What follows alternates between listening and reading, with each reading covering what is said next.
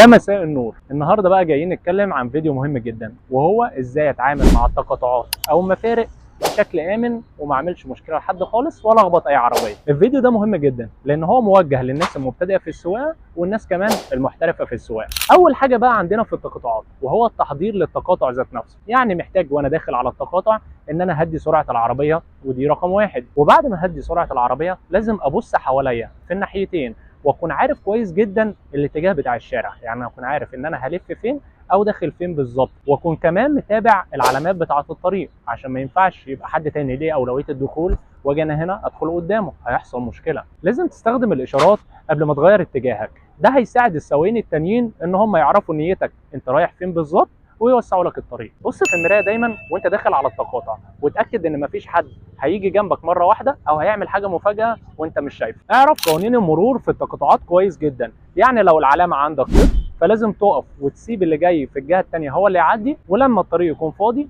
انت ممكن تدخل. لو التقاطع زحمه خليك دايما هادي وثابت واستنى دورك، وافتكر ان التسرع ممكن يعمل لك مشكله. لو اشاره المرور حمراء اقف واستنى واوعى تكسر الاشاره. دايما خلي عينك على عربيتك وعلى العربيات اللي حواليك كلهم عشان تتجنب اي مفاجاه ممكن تحصل معاك في الشارع. وده كان درس سريع ازاي اتعامل في التقاطعات واعدي منها بشكل امن.